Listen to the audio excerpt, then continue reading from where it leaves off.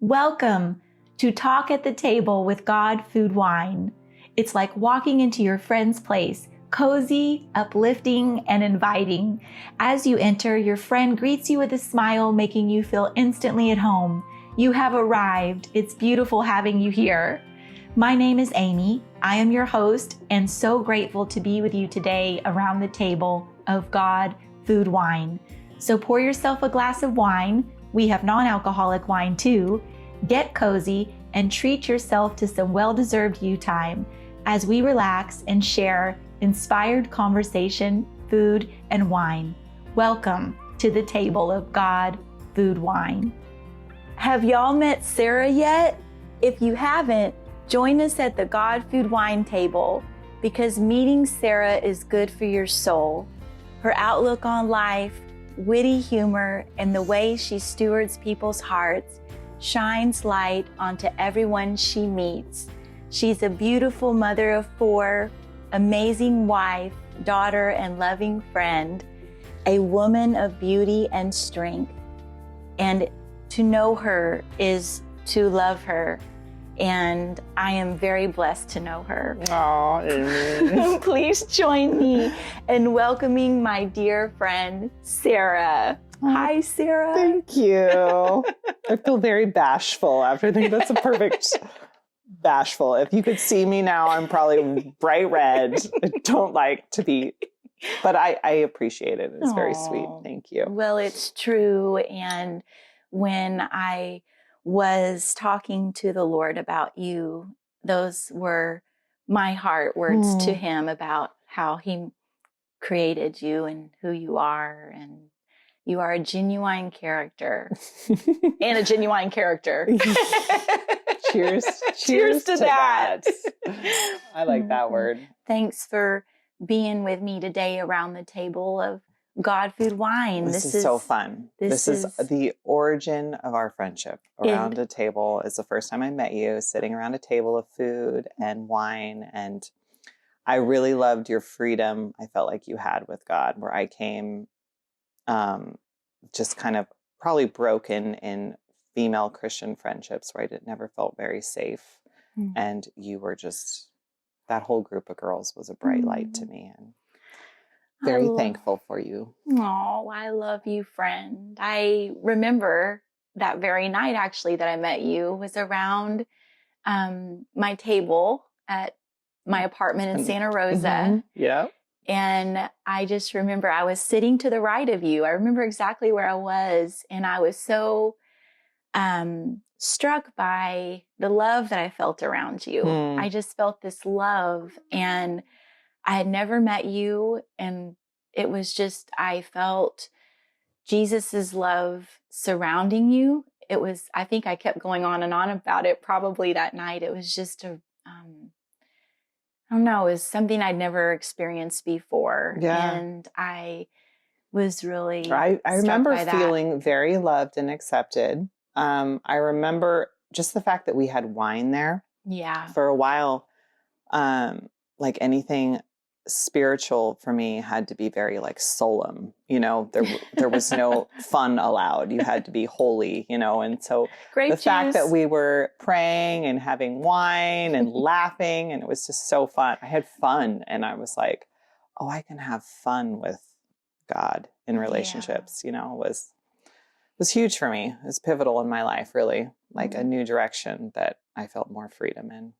Yeah, I think that whole organic gathering around the table and having food and wine like that was new for me too. And it was very freeing. And I loved the humor and just the laughter and all that we shared around the table. And there was a lot of emotional healing, a lot of laughs, a lot of things that, going into a church setting might not be accepted. I don't know. Yeah.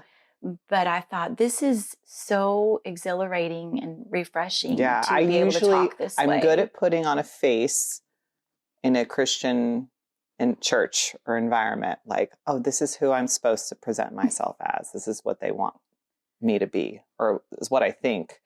And I felt very free to be me in that space. So it was it's very healing. And here we are, and you've hosted so many God Food Wines at your house. I have. Have always set this beautiful atmosphere and environment, and just how comfortable you make people feel around you, and in particular the women at God Food Wine, I think really was a beautiful setting and foundation where people felt like they could just come and be who they were, and they didn't have to put on a face or be a certain way, or they could just be who they were right where they were. That's the best compliment. Your heart to hold, that's your heart.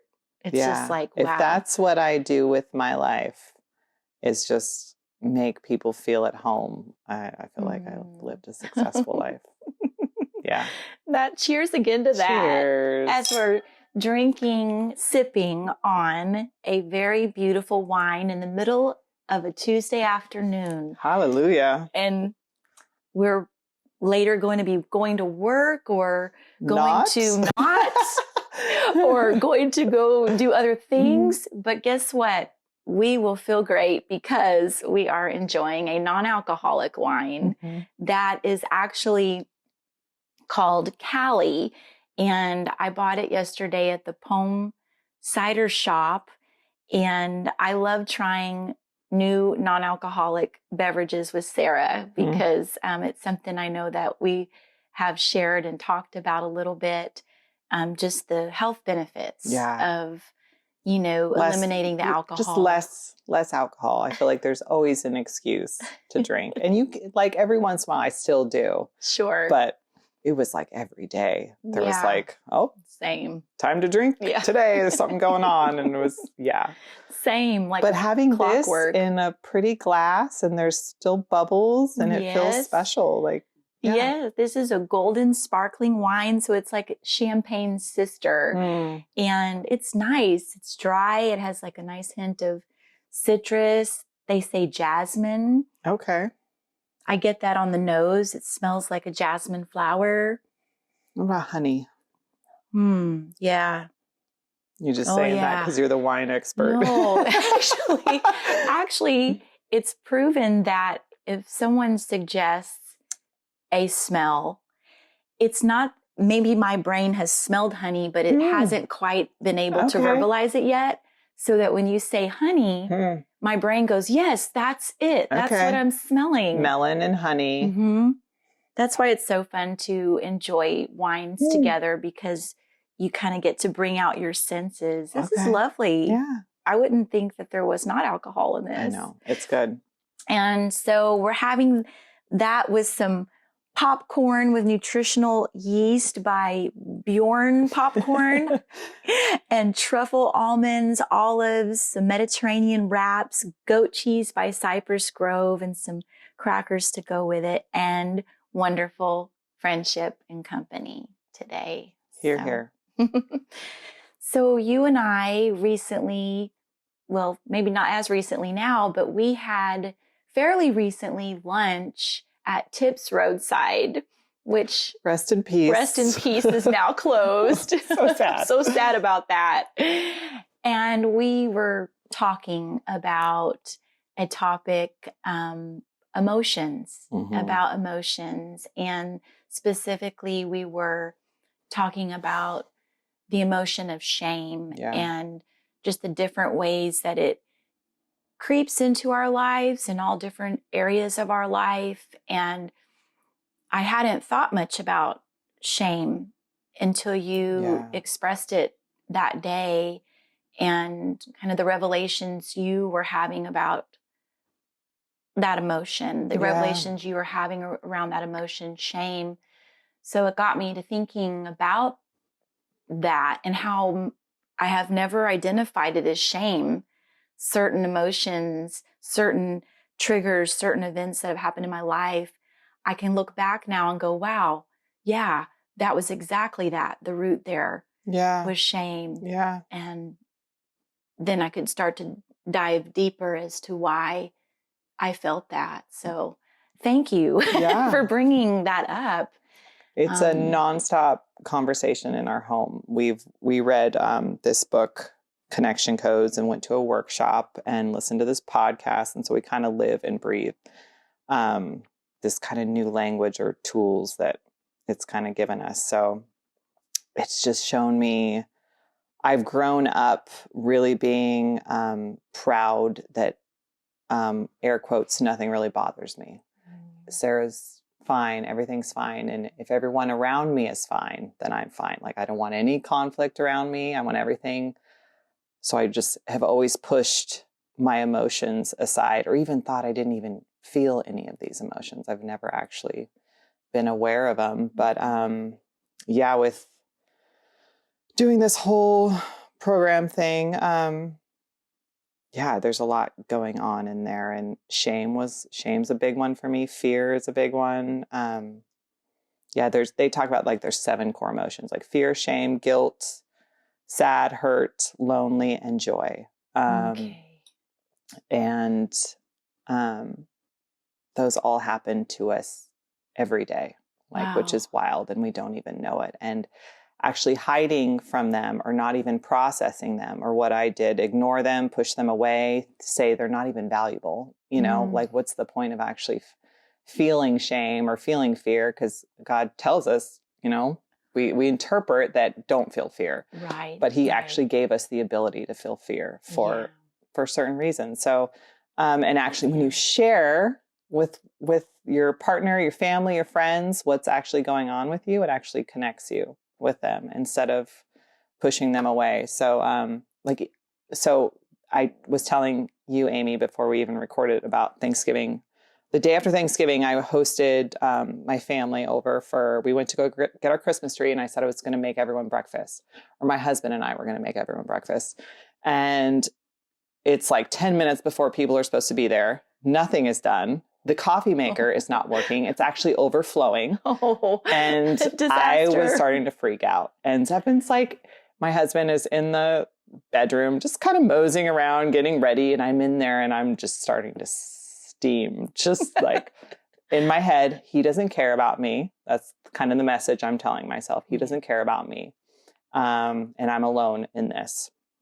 And so he comes in, and he can tell right away, like, we're pretty in tune with each other. Like, Sarah's in pain. Like, what's going on? And I'm like, I feel like, you said you were going to help this morning and you weren't. And instead of that usually creating like big conflict, because he in the past would have been like, basically, how dare you feel that way? Of course I, care. But instead, more inquisitive with me, like, what's going on?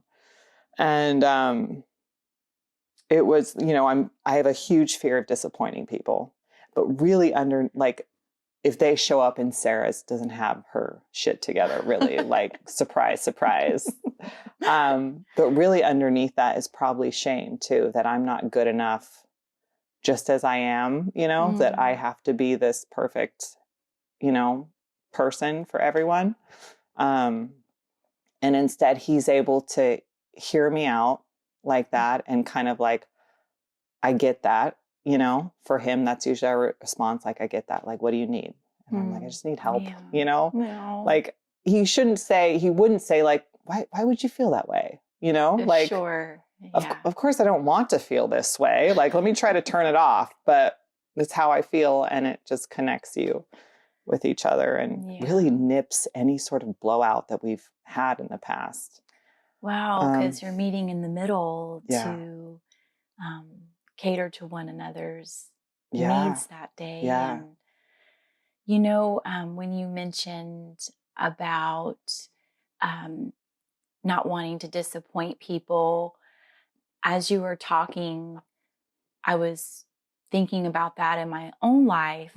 And I was thinking, wow, I think it's because I'm afraid to be judged by other people. If I don't do X, Y, Z, then I'm going to get this reaction. Yeah. But if I do A, B, C, I'll get this reaction. And I think some of that might come from, in my life, old conditioning of, I really loved praise as a kid. Like, I loved being a teacher's pet. Same. I don't think I was, but I wanted to be. I got called the easy kid all the time, and I loved that. Mm-hmm. That I didn't cause anyone any problems or any pain. That was my identity. And yeah, I you didn't relate. rock the boat, Yep. right? And so when I would have a reaction that wasn't ABC, but was XYZ in the other direction, what is wrong with Amy? What is going on with her? Yeah. Well, I look back now and think I must have gotten scared of actually sharing how I was really feeling, because my feelings weren't welcomed in those particular circumstances where I felt safe to process them. Yeah. So I would stuff them, and go back to, okay, I'm going to do ABC. I'm going to please people. So that reaction I love. Yeah. So I've always been so amazed when I encounter people, whether it's with their kids or with their parents or, siblings, family, when they say, well, let's talk about that. Like, yeah, I'm not afraid that you're feeling that. Yeah. Let's talk about it. I did not grow up with that. Same. So it made me real scared. Yeah. I mean, even with our oldest daughter, who's 16, we taught her early on to shut her emotions down. Like, when babies are born, they're really good at processing in the moment. If they're sad, hurt, they're going to let you know right away. Sure. And over time, we're like, stop crying, give you something to cry about, that sort of thing. Here's some food. And then we have 2 younger boys who are better at processing, because we've gotten better at showing them how to process. But even with we have a 13-year-old daughter too, Lily, who has an older sister who's very bossy and dominant. And Lily's definitely our middle child, because then we have 2 boys and we got a firstborn son, and then we have the baby. So Lily is definitely our stereotypical middle child. And she's just been going through stuff being a 13-year-old, and we took her for a drive a couple weeks ago, her dad and I, and just let her just ask her questions of what's it like? About being a younger sister to Leah. And she expressed that sometimes she feels like we don't pay attention as much to her, or we don't care about her as much. And instead of saying why would you feel that? Look at all the things we've done for you. That kind of response of don't feel that way. Yeah. And there were moments when she would reiterate she told a story when she got straight A's or something, and Leah did. We got Leah's hair done and we got her nails done or something like that. And in my head, I'm like, that's freaking ridiculous. Anyways, but letting her just kind of process and feeling safe to have these feelings. Sure. So important. Yes. And what a beautiful gift. And I look back at my childhood and I think I felt lonely a lot, that I couldn't actually, no one really knew me. My parents didn't know me. I hid everything from my parents, So just in this journey of, and I feel like it's a practice. I'm never going to be an expert at this, because I'm always going to be surprised by what comes up. But it's been really good and healing for me. Because they say that, what's that saying? You can't go where you want to go unless you know where you're at. Oh, and if that saying. Yeah, and it feels like that with emotions. You actually have to know what's going on with you. And you'll start to see a pattern if you pay attention, really nitty gritty, pay attention to your emotions every day. Something comes up, okay, pause, be curious about yourself. What's going on right now? And then you can kind of start to see a pattern and things that are happening for you, and get to kind of the root of what's going on, and it's been really good. Gosh, just hearing you talk, just listening to you, I realize that, as you speak so freely about how you've been going through the revelation of emotions and processing emotions, I realize that there's still around my heart, there's still this little bit of fear. Am I safe? Yeah. Right. Meaning like, wow, when you were talking about be curious, look at your emotions every day. That's when I felt my heart start to get a little fearful. Yeah. Like every day. Yeah. That's a lot. It is. But it's worth it. Yeah. And I realized that when something kind of tips over for me, it's usually because I'm stuffing my emotions. And so then there's this tipping point. Then I'm actually having to look at it because I've probably made a mess by saying something I didn't want to say to my husband, or even just to myself, like being really hard on myself. So I realized for mental health purposes, they say guard your heart, for out of it flow the springs of life. That's our way of guarding our heart, by saying, hey, heart, what's going on? Like, I'm here for you. Yeah. Let's talk about this. Yes. And there were so many times, my husband still does this, Stefan is his name, would come up to me. He could tell I'm in pain, like what's going on? And in my head, I'm like, nothing. Life is just stressful. Like, that's what I would think. Like, and I kind of stopped using that word stress anymore. I'm just stressed out. Like, actually, okay, what is going on? Like, what are you stressed about? I have fear that this is going to happen. And just keep asking. Like, he helped me be inquisitive about myself. And because usually it would get annoying at times, to be honest. I'm like, gosh, I don't know, just clean the house and everything will be fine.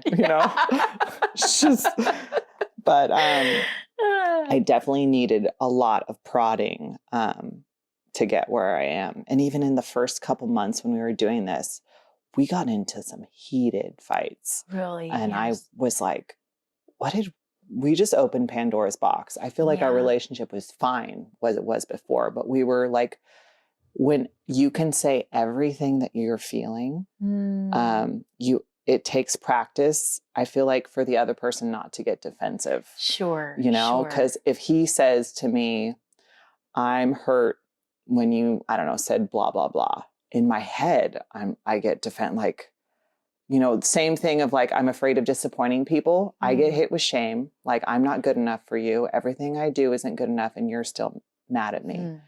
But instead, like, this is happening for Zephan. Like, this is happening for him, and giving him the space and the freedom to share his pain with me is like huge. And then vice versa. And so it took practice to get, because we would just like, I'm trying to tell you how I feel. Well, yeah, don't feel that. It was hard, but like, we've gotten in a really great, system of like a flow. Yes. When he can share how he's feeling and I can take a step back and not like, this is for him.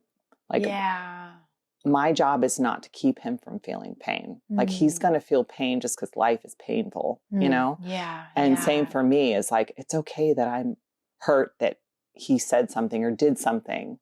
He, of course, is not meaning to do it. Sure. But I need to let him know what's happening for me, because he wants to know me. He wants to be close to me. And me pretending like everything is fine, because I don't want to cause an argument. Everything's fine, Everything's fine. Yes, everything is fine. That's my motto.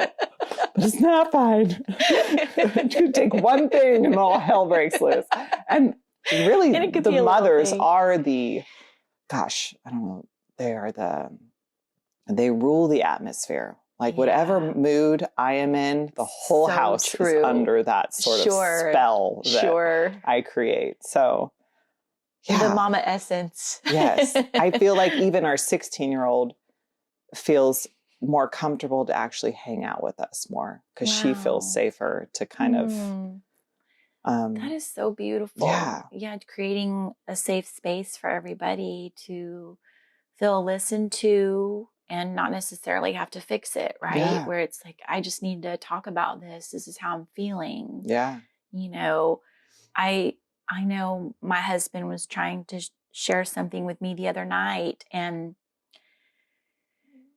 I didn't realize he just wanted me to listen. Yeah. I didn't quite pick that up. And so I started to create solutions. and I could tell he was getting frustrated with me. Yeah. And I was so proud of him, though, because we've really come a long way in saying what we are feeling and also what we need. Yeah. So he said, Amy, I just really wanted you to listen. Like, I just needed you to listen. Yeah. I was like, I got so excited. He said it. I was hugging him because I thought, wow, thank you for saying that, because that takes some emotional intelligence for him to actually realize that what was happening, Yeah, exactly. It's usually people just want you to listen. Unless they ask, what should I do? Right. Because do you have some advice for me? We don't, it causes me pain when I see someone else in pain. Yeah, same. And having to sit in that, but that's really what they want you to do. Just hear me out, like what I'm going through. And then if they ask, like, do you need advice? Like, usually it's like, usually when Zevin will ask me, like, what do you need? When I share it, it's usually nothing. Like, I just needed to share that with you, Yeah. Or even, just like a hug. Like, I'll say, I just need a hug. Like, to my husband, just, can I have a hug? Yeah. I could just really love to hug you right now, because I don't know how to process what I'm feeling right now. Yeah. Another, a big fight for us always through our marriage was my lovely in-laws. And I say that in kind of, I love them. But as most people know, in-laws can hurt a lot. And this was probably a couple months ago. Something got brought up. I don't quite remember what, but I started to get angry talking about in-laws. And usually that would just, in the past, blow up into something. And his message to me would have been, don't feel that way. This is why, like, these are my family, blah, blah, blah. But instead, he was just asking, like, questions, inquisitive. And it kind of was a dam break for me in a way where I just started crying and just seeing, like, I've been so hurt. And just letting that hurt and realizing, because anger, it was coming out as anger, which is really easy for me. I'm like angry at them.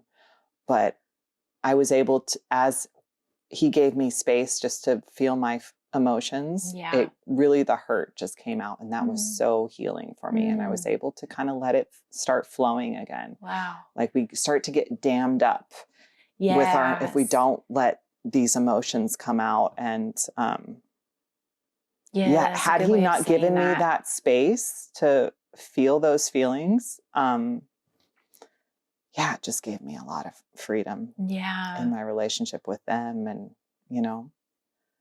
when you say dammed up, that's a good way of saying that, where it'll just build up, build up, build up. And there's nowhere for it to go until we release it. The emotions should be like a running brook or river, they're just flowing, Yes. And I think sometimes with emotion, I can start to analyze it in my head and start to put it up into my analytical brain and dissect it, analyze it, send it to the lab, collect the data, all of that, when really I'm giving it too much clout, I guess. It's not that it's not meaning something in that moment, but just meaning maybe I want to hold on to it longer than it really needs to be held on to, if that makes sense. Yeah. So it's like, okay, I don't have to actually hold on to it. I could hold on to it, or I could go ahead and start processing it,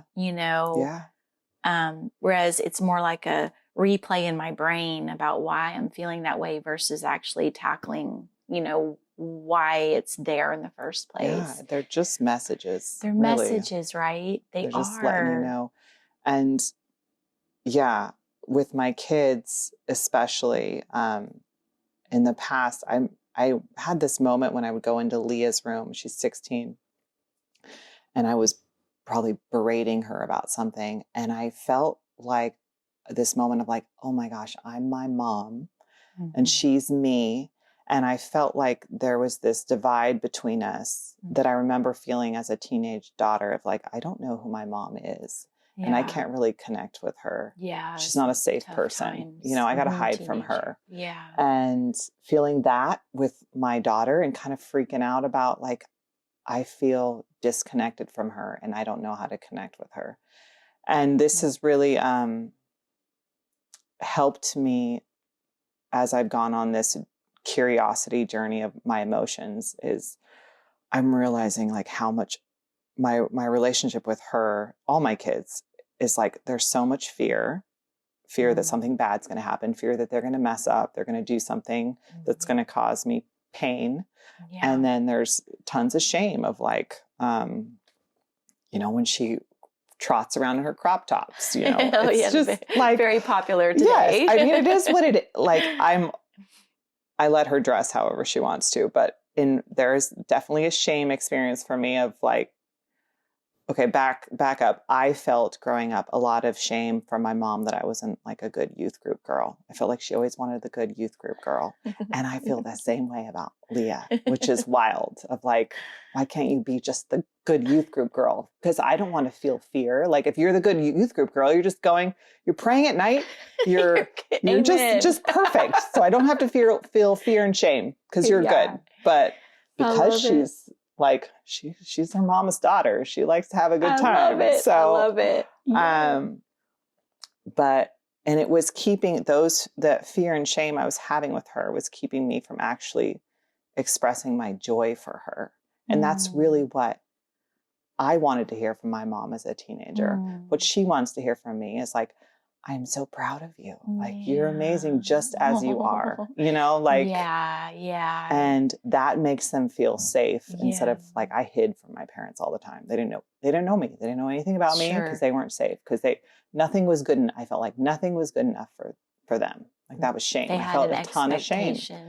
And I realized I'm putting that same stuff on my daughter, you know, and it's scary. I mean, I still feel those feelings with her, fear and shame, but letting her know in the moment of what I'm feeling. And Zephin's always prodding me as I'm like, you know, I'll ask her, she'll be like, I'm going out tonight. And I'm like, okay, what time are you gonna be home? And Zephin will go, what's happening with that, Sarah? That's a common thing that it's a question of like, okay, dig deep. What's going on with you? And I'm like, well, I have fear because I don't want her out late at night, blah, blah, blah. And he'll keep prodding me because why? Because I am so obsessed with you, Leah. I have so much joy about you. You're just I'm gonna cry. The most amazing thing in my life. And if something ever happened to you, and in that moment, it's connecting with her instead of it being like, gosh, mom, okay, I don't know, I'm 12, leave me alone, you know? Right. She can see my heart for her and it's connecting rather than, you know. Than breaking apart. Gosh, that is such an important link.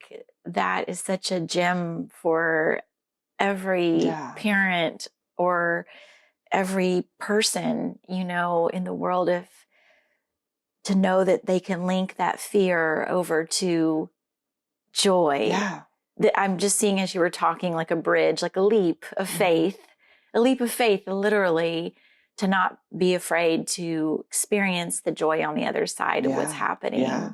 There was so, like, through this process, Zephin would tell me, you know, you don't express your joy very much. And I started to get curious about that. Like, what's going on? Why do I have a hard time with even my kids, like really, truly expressing my obsession with them? Like, I'm obsessed with my kids, but it leads, like, I lead with fear and shame all the time. And I'm like, what is going on? And it's just been a great tool and link for me of like, I can express my joy, but also let them know about my fear. Like, I have fear, I have shame about, and it's okay. Like, when I told you the crop top story, but I remember I took my 16-year-old. I feel guilt that I keep bringing her up, but she's our oldest, and we tis the season, teenage years. But you know, she's just prancing around her little crop top, and I'm just like, shame, like, you know. But She needs a crop top says, I am Sarah's mom. I'm Sarah's daughter. Yes. I know. But yeah, it's only because I wouldn't care so much if I didn't have so much joy about her and who she is and the woman she's becoming. But well, look at the children that you and Zephin are raising. I mean, I know all of them are they're the most beautiful hearted children. You have the most beautiful children inside and out. And, you know, it's your heritage. Yeah. It's your genealogy. It's your legacy too. You know, it is generations. You're blessing generations to come. Yeah. And sometimes I think that maybe that's part of it too in some people of, you know, you're my generation, you're my legacy, I'm passing you on, you know, and you want them to do well, you want them to succeed, you want them to go on the path that's best for them.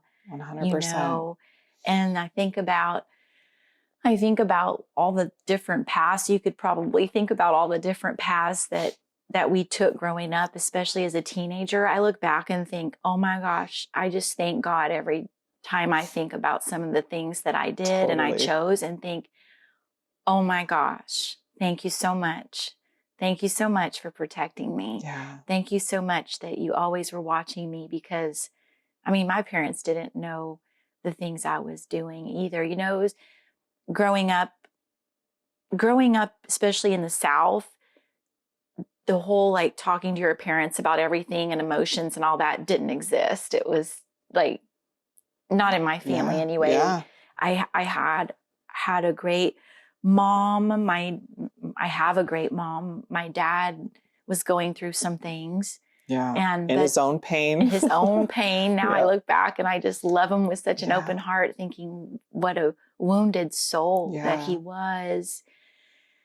And now I can hug him today and just love on him and realize, wow, you know, you were in a lot of pain. But as a teenager, you know, or as a child, it's hard.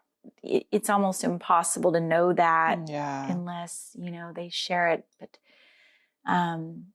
gosh, there's just so much bubbling up in me right now over this conversation. Just all the different a big part, a component right to the book Connection Codes talked about is identity too, and how, I mean, that's huge. And it's a message of like, I see you and you matter. And us as humans, we're constantly looking for that message. Like, do I matter to you? And when that message isn't communicated, it usually causes like fear, shame, whatever sort of, so kind of we'll say like, it's a low value message. And we'll say that a lot, like a low identity. Like that's what I'm hearing it as. Obviously you aren't intending to do that. Right. And then allowing the person like, oh yeah, I get that. And usually we don't even like say we're sorry. It's not really what we want to hear is I'm sorry, but like, sense. I get that, like that audible, just acknowledgement of their feelings and followed by like, what do you need? You know, wow. It's usually just, I just wanted to tell you, you know, you are so beautiful, Sarah. I'm practicing. I wish you all could be in this room with me right now, seeing Sarah talk, because it is truly, I feel like the most blessed person in the world right now. I'm glad I could bless you with my presence. See, that is a high value message for me. I'm getting a ton of identity from you, Amy. Thank you. Just welcome. Even for you wanted to ask me to be on this podcast. It was a big value message for me that you value what I have to say. Yes, I do. I've always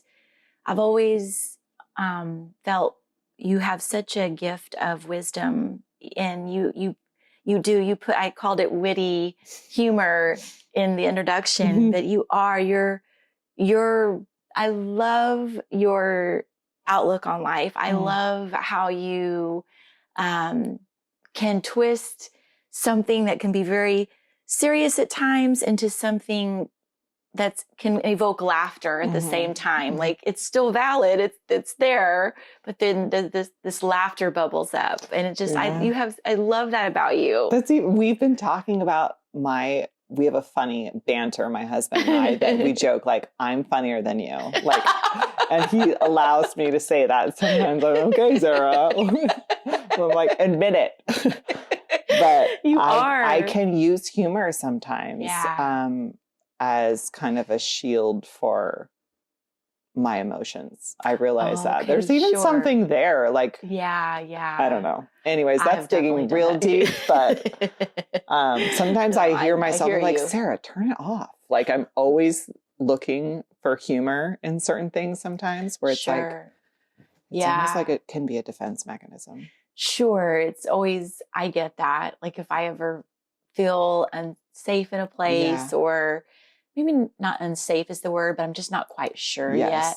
Your place in a room or something. Yes. You know, throw out some humor, throw out something. Do y'all see me? Am I good? You know, because when people laugh at your jokes, it's a huge value message. Oh, I'm valuable to them because they think I'm funny. And I look for that a lot in that humor. So it's all, you know, it's all in this journey of it is a journey, isn't it? Yeah. And the grace around it, right? Yes. I think that's the big one too for me personally, is to give myself to receive the grace that God has for me, because I can tend to be my own critic, you know, and start thinking, okay, I don't even need someone there at times to even critique. It's like, it's usually the messages in our head. Messages in our head. That we're telling ourselves that this is what people think of me, or this is how I'm being perceived. Sure. And paying like, wow, I'm just getting hit with shame right now. Like letting yourself know that that's happening for you. Yeah. And not even thinking like, just being okay and letting it go. Like, it doesn't have to be this, but it's when that stuff starts about having shame. Yeah. It's just the stuff starts to build up and then we just start, I don't know, it's just letting it go and having fun, enjoying life. And I think that's probably one of the keys to a beautiful life, is to be able to process emotions and journey and go through things. And that's what makes us real. You know, I think about, you know, well, if we're not supposed to have emotions, then we're not robots out here. Yes, we have a spirit that I believe is always beautiful all the time, but we have a soul on earth that we live with, and our soul, you know, and then our body encompasses all of that. And it's like our soul is very important. And I think about the emotions in the Bible. You know, there are actually genuine emotions in the Bible. You know, Jesus wept. He felt so much sad compassion. He even said to his disciples, like, oh my gosh, how much longer do I have to be with you people? Like, get out of my face. You know? Oh, totally. I mean, that sounds like an emotion to me. Yes, angry, like for sure. He was in the spirit, but he was like, he was human too. He was human. So, and as he's up there naked on the cross, you can't tell me that he didn't experience some sort of shame, you know, of his nakedness. And he experienced, I think, all of our emotions. Yeah. But he brought them to the Father. You know, he connected with his Father. Yeah. Like when he's in the Garden of Gethsemane, God, take this cup from me. He was feeling so much fear, I'm sure, but not my will, God, your will. Yeah. And he brought all of that to him and was so connected to his daddy. Yeah. You know, I think that's how God wants us to be. Like, God, I'm feeling so much fear about my kids or whatever. And just letting him hear your heart, and instead of hiding from him, which I've done so much of, like feeling shame that I'm feeling, like you said, like I'm feeling shame. Like, I shouldn't feel shame. I feel shame for feeling, you know, it's just. It took me a while to actually say to the Lord, you know, God, I'm mad at my husband right now. Or I'm saying mad. That for a while. You've been good at that. I'm getting better. Yeah. I'm getting better. Like, I'm getting better at just being honest, because I had so much shame about certain emotions I would feel. I would feel shameful thinking that I would feel ashamed that I was thinking those feelings, that I was not, that my heart was almost bad for thinking some of those things. So it's like, wow, where did I get that story from? Like, what caused me to think that way, that I latched onto the story that it's not okay to feel certain things in my life, that I need to put on a happy face. I need to smile. I mean, I even get tears thinking about it. Kind of makes me sad now because it's like, wow, like, because I feel like I have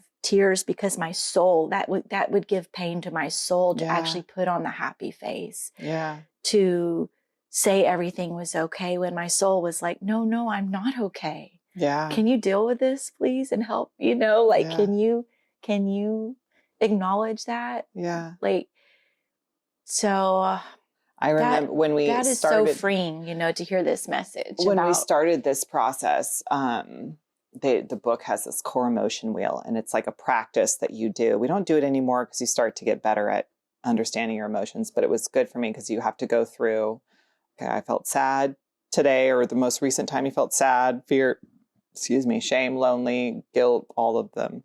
And I remember lonely was a hard one for me. I'm like, I never feel lonely. I'm with kids all the time. I have tons of friends, but lonely is like feeling like unsupported. Another way of putting lonely. And I realized I am super lonely because I'm not actually sharing what's actually going on with me. And I felt lonely a lot of Sarah's always fine, everything is fine. But so those kind of recognize, like, I have all of those emotions. Yeah. And it's been super helpful for me.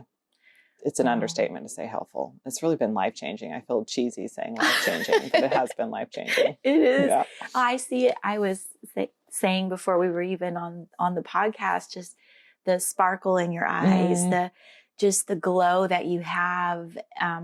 It's just, when you say life-changing, I can see it. I can see it radiating and glowing from within you. It's beautiful. And it encourages and inspires me, because as we are friends, I'm like, wow, I get to engage with Sarah in a different way in this season. Yeah. And she gets to engage with me in a different way in this season, because we all grow, right? We all are growing and maturing.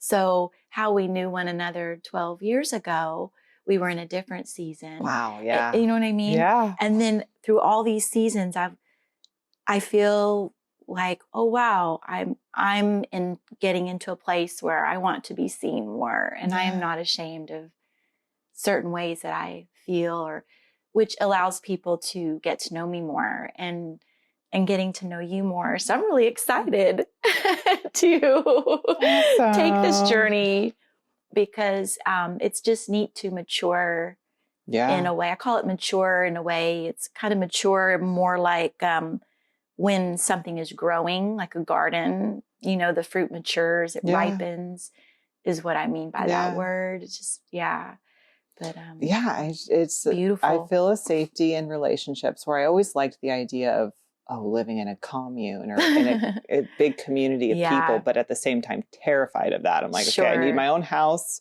like an acre away. Right. This is your line. The idea of conflict with people scares me, but I see a pathway of being more connected with people,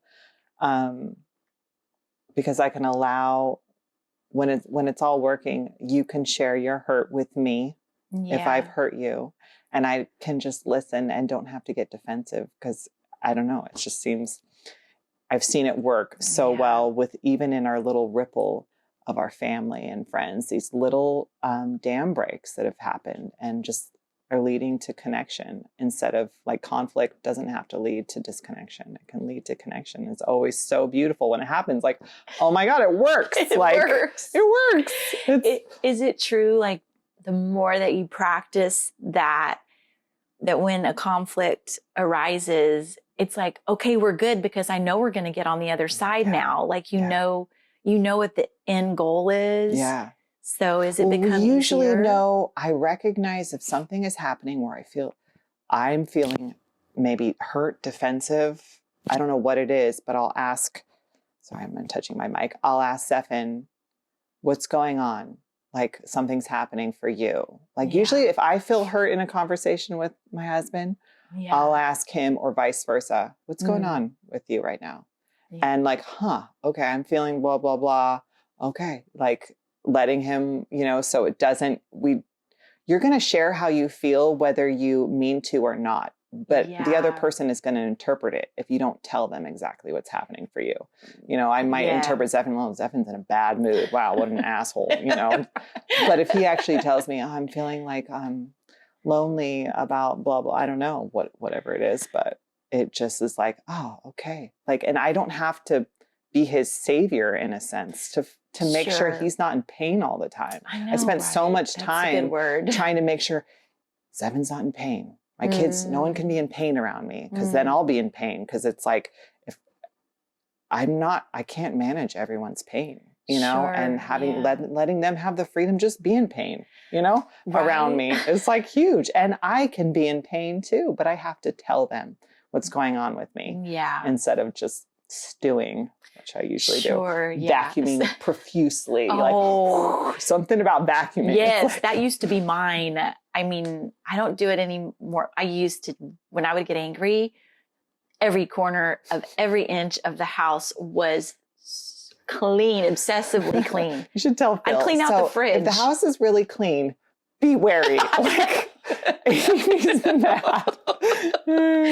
I know, he definitely, like last night I got frustrated, and he was Phil, his beautiful self, and I'm my beautiful self too. It was frustrated last night. Yeah. And he likes to make light of situations, because he just doesn't let stuff simmer. Mm-hmm. He lets stuff roll off. Yeah. And sometimes that bothers me, because I'm like, well, maybe it's not meant to roll off. Like, maybe there is something there that we need to talk about. But a lot of times it's something that I need to talk about. Yeah, because it matters. Does that make all sense? You have to do is let him know that something matters to you. Exactly. He doesn't have to feel the same way, but he wants to connect with you. So he wants to hear your heart, that the nitty-gritty baseboards matter to you. Like that's what he cares about. Yeah. And it's a connecting thing where, Oh, that makes sense, that of why he was trying to make light of it last night and get me to laugh, because he loves to make me laugh. Yeah. He wanted to connect with me. I didn't realize that until you just said it. Whereas I was still simmering. And so then we ended up talking about it, laughing, hugging, kissing, all of it, Yeah. But it just takes me a minute. I think for him, he's just like, let me know what you need and I will do it. I will help you, but I can't read your mind. Yeah.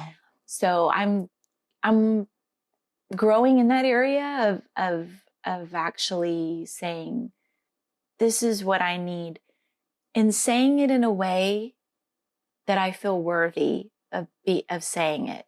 Because I notice sometimes I'll say it, but I'll say it with an attitude. I'll say it with a, sarcasm. Yeah. And then I'm realizing something in me doesn't feel worthy of being able to ask for this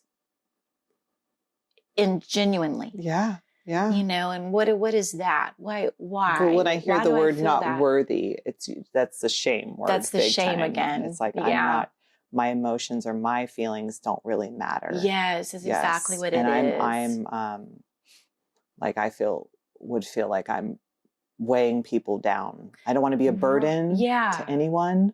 Yeah. Because just me as with needs and a human isn't enough, and they're going to leave, Yeah. And I so relate to that sort of. So letting him know, like being curious in those moments when you start to feel feisty. Feisty is a great word. What's going on with me right now? And letting him know, like the core of I'm getting hit with some shame right now about, I don't know, whatever it is. Oh my gosh, I can't wait to have more talks with him about this. Yeah, read the book together. Yeah, connection codes, yes. Yeah. I've listened to a couple of the podcasts and I really liked them, but I would like to get the book, because we love to read books together that, are spiritual, that kind of spiritual growth together, emotional health, all of that. So we'll have to get that connection codes. So the signature question today at Talk at the Table with God, Food, Wine. Drum roll.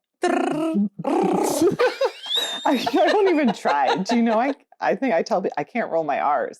Really? It's a big shame experience for me.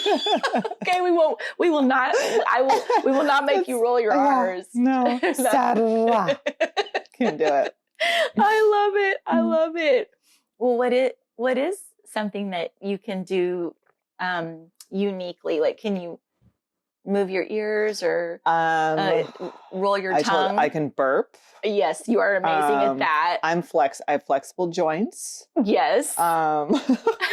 It's wonderful. I think, like, as a kid, I could bend my thumbs backwards. I don't do it anymore. Oh, wow. I still can. Is that double jointed? Yes. Yeah. I definitely have flexible joints. Bendy. That's a very good gift to have. Okay, that was so weird. But yeah, where are we going with this? Cut. Just kidding.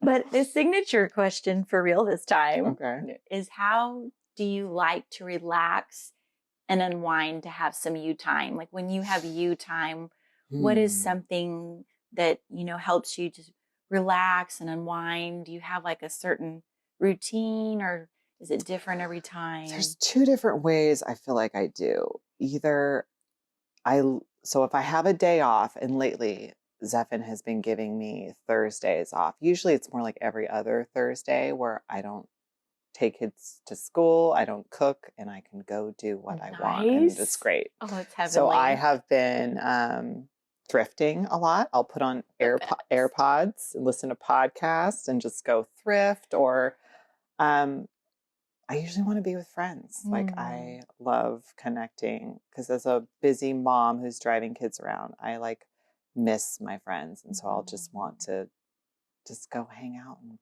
be a normal adult with friends and not worrying about her kids all the time.